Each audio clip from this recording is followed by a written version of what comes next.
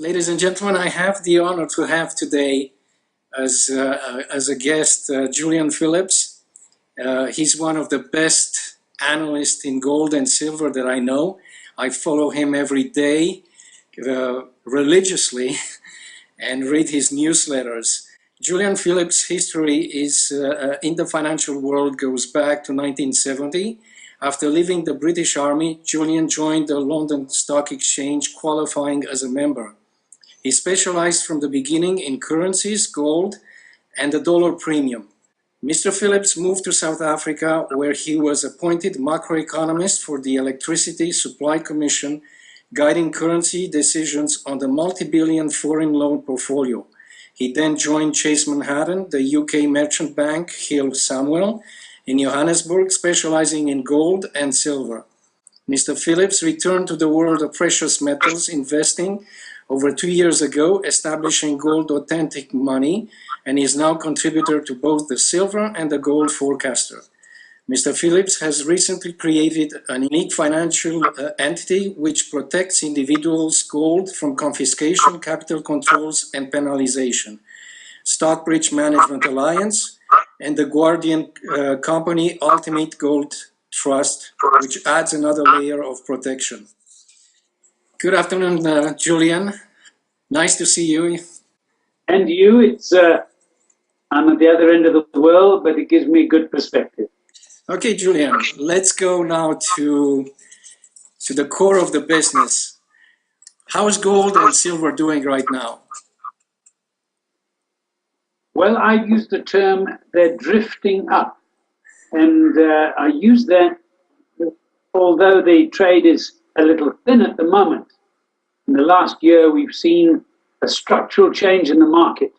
In 2013, the emphasis was on US selling of gold, physical gold, and over the year, including the bear raid in mid-April last year, I believe the tonnage sold out of the US was 1,300 tons, which if you add that to the approximately 4,200 tons gold supply from scrap and newly mined gold, placed pressure on the gold price and eventually took it down, as we know, to 1180. However, that supply has dried up in 2014. And although the Chinese demand has not been as robust as before, we have seen the potential rise of Indian demand, which was again restrained last year in August through import restrictions, which cut back their purchases, excluding smuggling, to probably half of what they would normally take. And we're talking about 1,000 tons is what they normally take, but I believe that demand could easily be as high as 1,200 tons now. How much do you think the black market took from that that supply, that those official numbers? Do you think that it was successful? I think that smuggling in India, it's part of the culture. There is an anti-government feeling there, which has given rise to the black market in finance. And Indians trust gold, and they have every right to do so if you think back to the beginning of the century and the price then. And unfortunately, the corruption of the Indian government and its bureaucracy has led to this disrespect of government, disrespect of law, and self-protection, which is understandable, I suppose. And so now when they put these restrictions on, we guesstimate that the smuggled amount of gold was in excess of 250 tons for the year. And it remains at that level and will remain at that level, while import duties are as high as 10%. Now, this is outside the 80-20 restriction on gold imports. This simply makes it profitable for gold smugglers to bring gold in and gain that 10%, which they're doing because of the nature of the Indian gold market. So that figure is impossible to validate, but I guess that would take the net imports into India around about 750 tons, which again, as I said, the supply I expected was 1,200 tons. So we're still facing quite a considerable shortfall. Can I turn a little bit also to China? You wrote a fantastic report about 2 weeks ago about China, that China has control of the gold price. Could you summarize a little bit what do you mean by China having the control?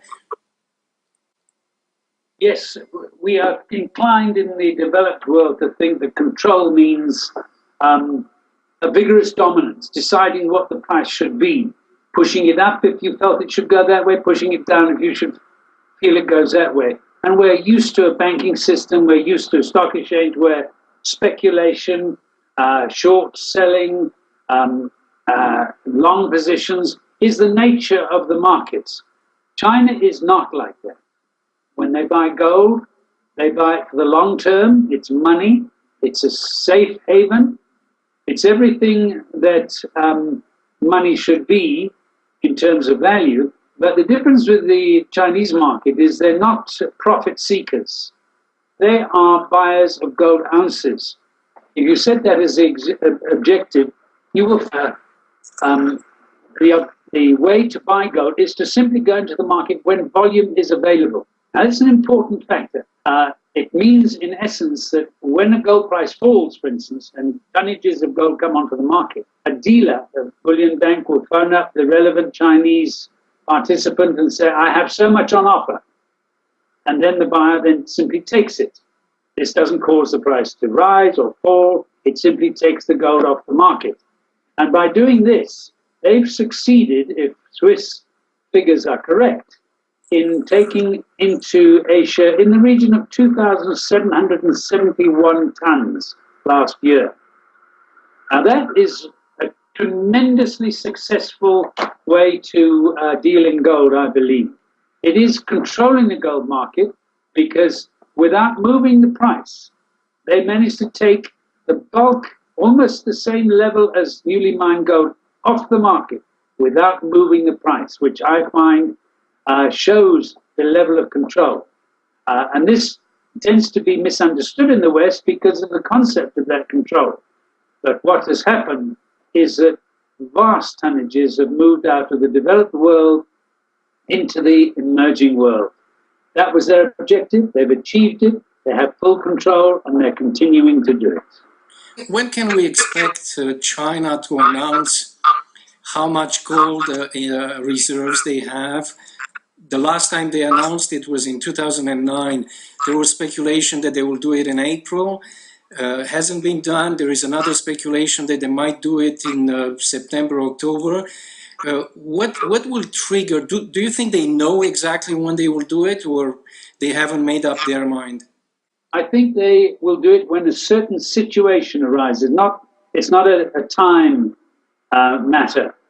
They did it last time after 5 years, and it seemed to equate to the previous 5 years' local production, the extra 600 tons they pulled into the reserves. And they did that. It's clearly added credibility to the yuan, which had started its road to convertibility. And we expected it this year because China works on a 5-year plan. However, they haven't made that announcement. And I believe it is a strategic move not to make such an announcement. If they did, I look at the impact of such an announcement. It would be to probably place upward pressure on the gold price, which is not in their interest at this moment in time. They announced yesterday, I was puzzled that the Chinese premier went to London. I thought, in Chinese terms, London is not such a significant country. Yes, a financial center.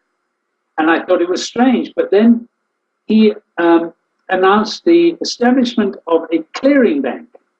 Now, this was to clear yuan-pound transactions. In other words, to allow the avoidance of the dollar by going direct from pound to yuan, a step which is absolutely vital on the road to free convertibility. And therefore, as I've written in the past, I believe that the internationalization of the yuan takes precedent over any gold factor. And indeed, gold will be brought into that picture. I see the announcement, therefore, coming at a time when sufficient progress has been made in making the yuan convertible for such an announcement to be to the advantage of Chinese interests. Could Russia interfere in this strategy, the Chinese strategy? Vladimir Putin seems to be he shows himself in pictures with a gold bar. The Prime Minister, the same thing.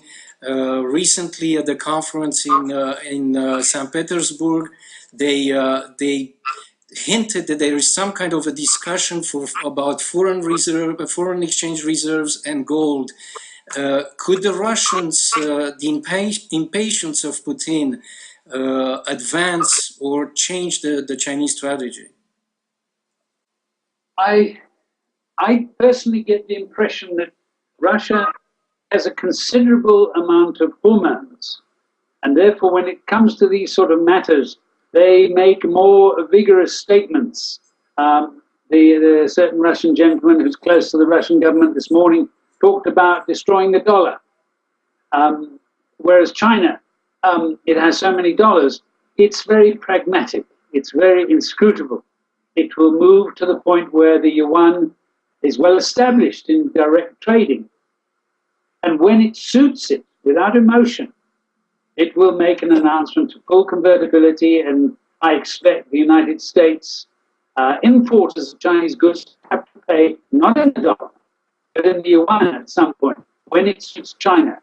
Whereas Russia is, should we say, a little too vigorous in its opinions and not enough common sense in terms of achieving an objective. And I do believe that Russia has a policy of increasing its gold reserves, and they've stated that they want them at 10% of foreign exchange reserves, and I believe that policy is on course. However, as to some dramatic action, I can understand how the Ukraine factor might make them make slightly wilder statements, but I believe this policy is a slow, steady, cautious build-up of gold reserves in both countries to support the arrival of the ruble and the yuan in international reserves as reserve currencies. And this is the fact, as reserve currencies, so that there's no working through the dollar to get to each other. It will be direct dealings, and that is a tremendous threat to the dollar, because the dollar is not simply the leading reserve currency. It is the sole reserve currency. If you look at their reserves, they're around about 70% in gold. This is not because they favored gold. They simply don't have foreign currencies in their reserves. They rely on the dollar to pay all their bills. So if somebody tells them, sorry, will you buy the yuan and pay our bills with yuan? They have to sell the dollar, which is a constant trade deficit, which spells an awfully volatile and dangerous time for the credibility of the dollar. Yeah, Julian, can I also ask you, we've heard yesterday and today some threats from Saudi Arabia and the conflict in Iraq. Saudi Arabia doesn't publish its reserves, gold reserves. They did it like China, right after the announcement of China, or close to it, in 2009. Do you think Saudi Arabia, they seem to be mad at the United States, could they play a role in the currency wars, in the gold war? Oh yes, they certainly can. And in fact, what's going on in the Middle East now is the greatest cause for concern to world economic stability that we've seen for many years. The danger that a sectarian war spreading across the entire Middle East has never been higher. In fact, it's there. It just hasn't been recognized as such. And one of the ingredients of such a sectarian war is that it ignores geography. So a nation like America cannot give defined military objectives because they're so tied up in this indefinable sectarian factor that can't be measured and put in place. It's an emotion that defies all logic. However, the House of Saud comes in because they are Sunni and they have a considerable number of Shiites working their oil fields. If the Shiites decided that they were unhappy and refused to work, then you're seeing a threat to Saudi Arabian oil production. The House of Saud is a Shiite dynasty that's put in place by the United States, and they're not popular amongst many of the nations surrounding them. So we have a potentially explosive situation which would threaten the House of Saud. And of course, they turn to the United States and say, you are our security, but we are your oil supply. Well, that's diminishing pretty rapidly with America with 84% of its own production. If you now, the Saudis find themselves therefore not being able to rely entirely on the United States, who are favoring some Shiite bodies, and talk is that they'll talk to Iran, which would really upset the House of Saud. So the potential for breakdown, or for pricing oil in currencies other than the dollar, or interrupting oil supplies, and we note that the 3.5 million barrels from Iraq at the moment could, if it's interrupted, lead to prices of $140 a barrel. So that would threaten the economic stability of the developed world. So this issue is a major economic and political issue at the same time. And I've never seen something that was so indefinable, unmeasurable, or difficult to quantify in the terms that we're used to. So I'm braced for anything on that front. But the House of Saud, I don't envy those people at the moment. What do you think it's the relation? A lot of people are talking about the relation between oil and gold. Is there a link between the two? Can they move in different directions? I would say the key link goes back to 1973, when Saudi Arabia and other oil producers, OPEC in its entirety, agreed to price oil only in the dollar.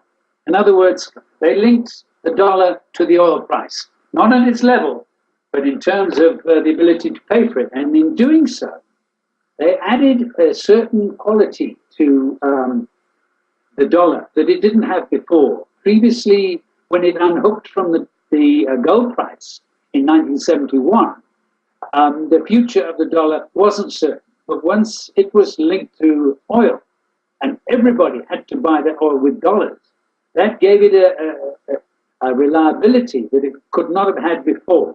And that allowed it what they called its exorbitant privilege. They could print it as much as they like, because the average small country needs 25% of its imports in oil. In other words, it has to buy dollars to that extent. So it was a small matter for the dollar to spread to other areas. Now you break that link, and Saudi Arabia accepts other currencies as well, and likewise other oil producers. The United States has lost its foothold, its firm grip upon the oil market, and it certainly can't afford to do that. So what I'm saying here is we're not talking simply about dollar dominance, but rather like a crystal vase. If you crack it, it's valueless. Now, if you break the hold of the US dollar hegemony over the world of finance, then you put the dollar on its back foot. And it is not just vulnerable. It could become extremely volatile. It could become difficult to measure. It certainly would readjust the entire currency world. Hence, gold would come back to a pivotal position in international exchanges, guaranteeing liquidity, allowing reasonable interest rates, and therefore exchangeable. And the thing about gold at that point in time is that your enemy will accept it, whereas your enemy will not accept your currency. And if you look back at the last war, one of the weapons of war was to forge each other's currency. And that's why you saw 26,000 tons of gold in the US reserves pre-war. It had come out of Europe, and it clearly, with the benefit of hindsight, now we can see it was clearly a war protection measure. Now, if you look forward to the extreme times we're in at the moment, and as they develop, we know that gold has to come in to give that credibility to currencies. If we see that, then I can assure you the gold price will be well above its record price that we've seen in the past. For one very simple reason, it's not available on the market. Do you expect, Julian, any kind of negotiations, a kind of a Bretton Woods, a new Bretton Woods with some people are talking about a CDR backed by gold. Do you see the new system, the reset, being done at the United Nations, kind of a Bretton Woods negotiations, or would gold just impose itself through a crisis, a major crisis? I would see gold imposing itself through a major crisis and being used in support of the current system, because it's in the national interest to have that happen. But I do not see a willing reformation, a global reformation of the currency system for two reasons. One, the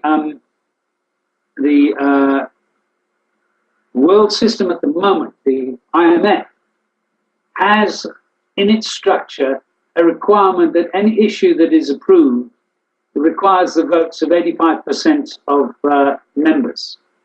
However, the US has 16.83% of those votes, which makes the IMF subject to the US. China will never accept that. They're walking an independent road. They have 1.4 billion people. They're soon to become the number one world economy. And to date, they have not said to the US, can we join anything? They've said, we're walking our road. We will adjust the systems to suit us. And if necessary, have a separate BRIC World Bank. So the concept of negotiation has to start from the point where the US says, right, we're not world dominant anymore. And I can't see that happening. Can you see something like it happened in the 70s? Up to now, central banks, sovereigns have bought gold in a very discreet, organized way. Do you see the potential of a kind of a stampede for gold by central banks, a little bit like it happened when De Gaulle, the president of France, decided to exchange the dollars for gold, and you had Holland that went and Austria that went for gold, Germany, and when the Brits arrived, Nixon said, you know, the door is closed. That's enough. Do you think it could happen kind of like we have with individuals in the stock market, a run on gold, central banks desperate to exchange their dollars? Do you think that kind of situation could happen? What I see is very close to that, very close indeed. I think that we are moving to a point where so much gold is going into the Far East and will continue to go in. It so far hasn't led to any panic rush for it, and this is due to China's surreptitious, or should we say, low-profile acquisition of gold. You've seen emerging market countries increasing their gold reserves. You've seen Russia doing so. But ostensibly in the West, there's been no move towards that. In fact, the central bank gold agreement stopped selling gold in 2009.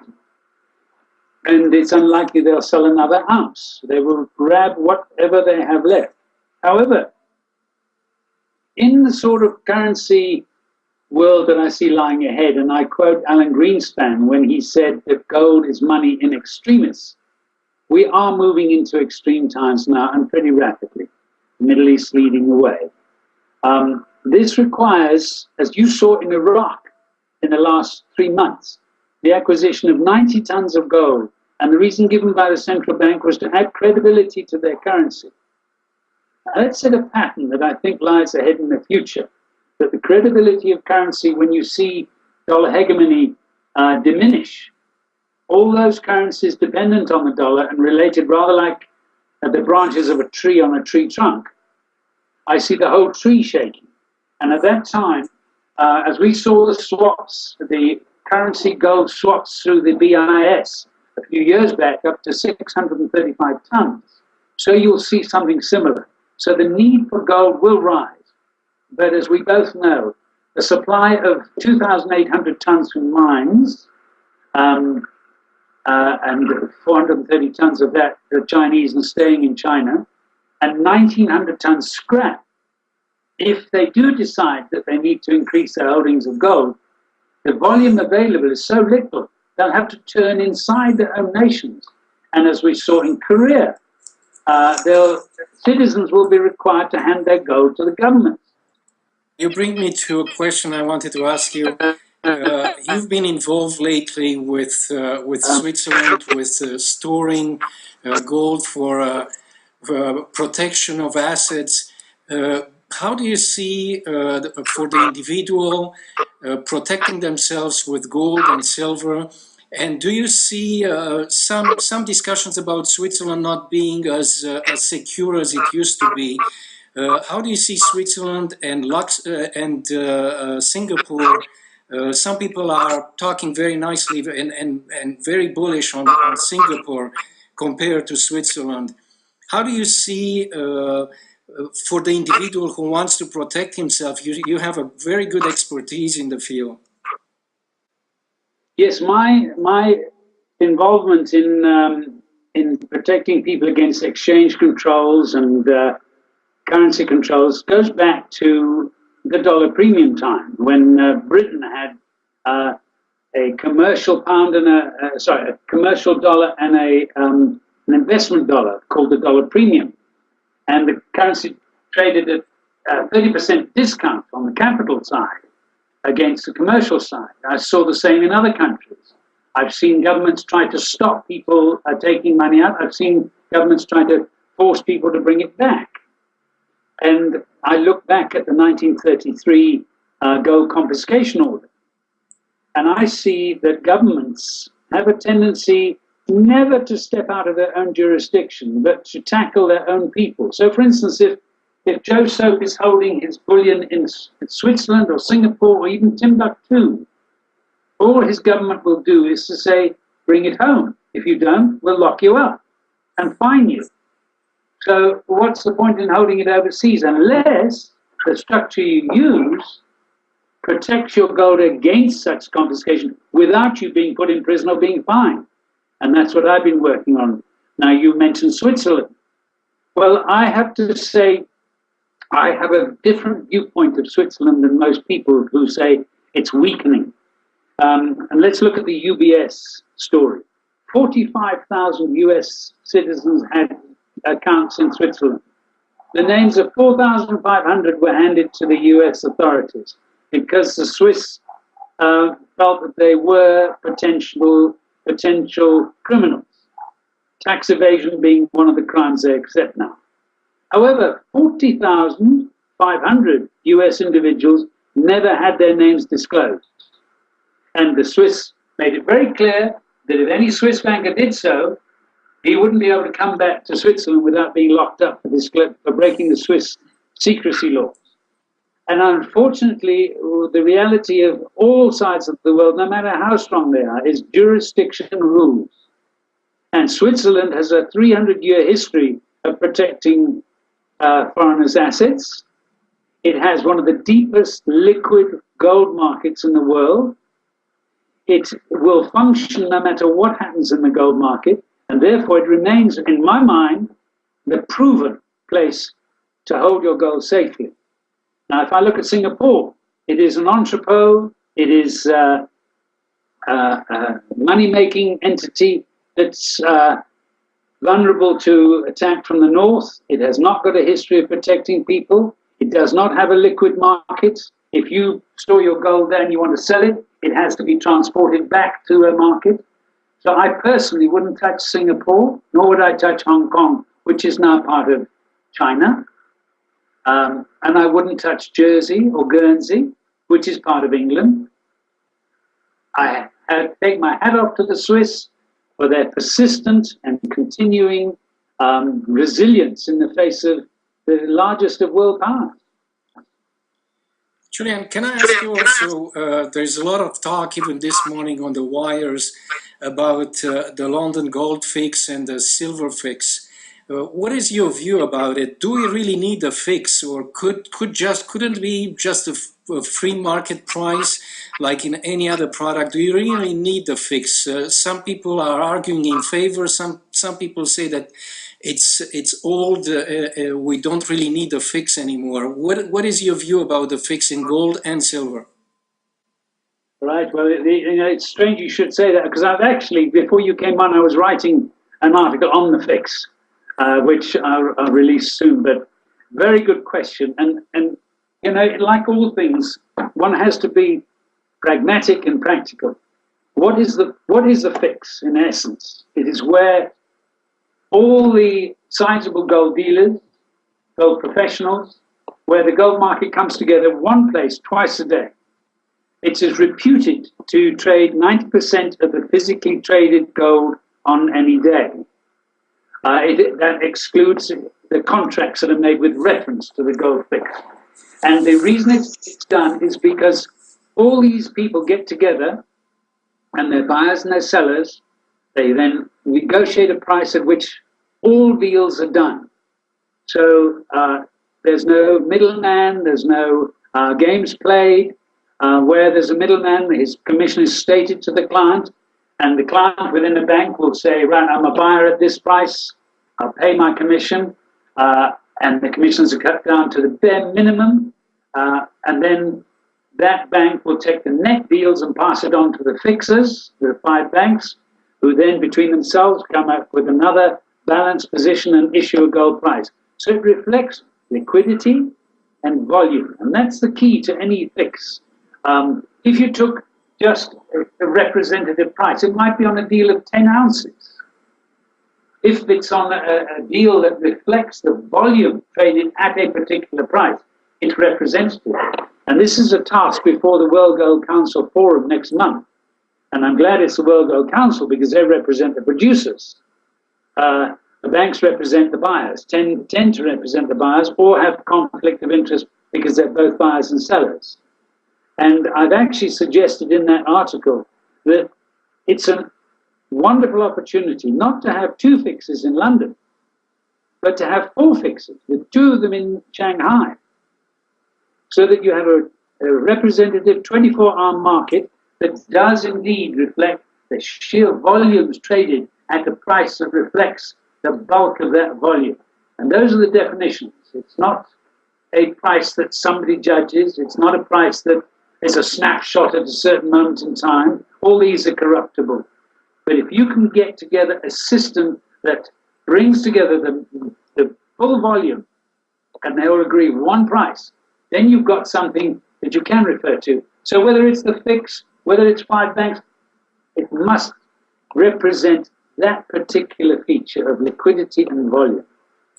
We speak a lot about gold, but also silver.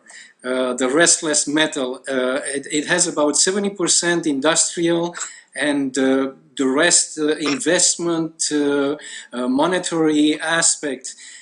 How do you see silver in this environment? Is it going to follow gold, or is it going to follow metals, commodities? It seems to have a duality. Which one do you think is going to dominate? Well, the fundamentals, you're quite right. It's a mixed industrial metal, but it has this investment feature. And the numbers out of the Silver Institute last year showed that the investment side has become very important. And, many silver investors might be very puzzled. Why does the silver price constantly follow the gold price? And my answer to that is, firstly, because it does. Secondly, because it is treated as money by many investors. And if gold is brought into the system, it will not be long before silver is also snapped up because of this feature. And so I look at silver as, well, if a silver investor wants to understand the silver price, he's got to understand gold. And I see silver as being potentially seeing a return to money once gold has been incorporated by the reserve banks into the monetary system in one way or another. But silver is money. It has been for thousands of years. And at one time in Egypt, it was more expensive than gold. But today, it is a secondary metal. It rises faster higher. It falls faster lower on the down. But it stays in tandem almost with silver. And because of this, I think that silver is a most exciting metal, a terrifying metal because of its volatility. But it is here to stay as an investment metal, and I believe in the future, a monetary metal. I want to ask also about platinum and palladium. They are in the same family. We've seen in India when they put the restrictions on gold, some people went into silver and some people even went into platinum. The demand for platinum increased. How do you see, and with the problems in South Africa right now with the supply, how do you see also platinum and palladium? I see, firstly, as a precious metal, I see it too easily adjusted and controlled by the producers and by the market. The emissions exhaust system that is its main user causes the price to be dominated by auto demand. On the second side, the platinum producers are in a position to control the platinum price because 80% of the world's platinum is produced here in South Africa. And we all know about the union problems, but the bottom line is this, and something that's not usually understood by the market, is that the mines need 17,000 Rand an ounce to break even. At the moment, the Rand stands at about 1070 and the platinum price at about 1440. Well, the miners have to sell their dollars to get Rands to pay their bills. So you've seen this platinum price hardly move because the demand, while it's growing, still hasn't taken up the stockpile. And the stockpile is where the price is made. But that stockpile in this last set of strikes has dropped to very low levels. So the producers now will have to, they'll take several months if the strike stops today before they're back in proper production. The producers are now in a position to control that price. And we were expecting the Rand to drop a lot further to improve the margins of the platinum producers and the gold producers, but it hasn't happened. I expected it to be at 12 Rand to the dollar. It's still at 1070, and the platinum price is still below break-even point. So you'll see shafts closing, you'll see mechanization of the mines. The troubles are far from over on that industry, but I do believe the physical metal will perform as an industrial metal, not as a precious metal, because of these factors, and for some time to come. But I have no doubt that the producers who would like to see a price of $2,500 an ounce will eventually get there. Well, I'll listen to you for hours, Julian. Unfortunately, time is limited. I'd like to thank you for accepting my invitation and that of goldbroker.com for this interview. I recommend people to subscribe to your newsletters. They are just exceptional. I wait for them every week, and I read every morning. The first thing that I do is read your daily report. It's short, but so much straight to the point. No prose, no kind of long discussions, but straight in one sentence. So I advise people to read to subscribe to your Gold Forecaster, and look forward to talk to you again. I'm sad to finish it over here, and I thank you very, very much for accepting my invitation. Well, it's been my pleasure, and I look forward to the next time. And I just hope that your listeners, readers, and investors don't be put off by the low gold price for the last year, but trust in its future. Thank you very much, Julian, for myself and also for goldbrokers.com for accepting our invitation. That's my pleasure. I look forward to the next time.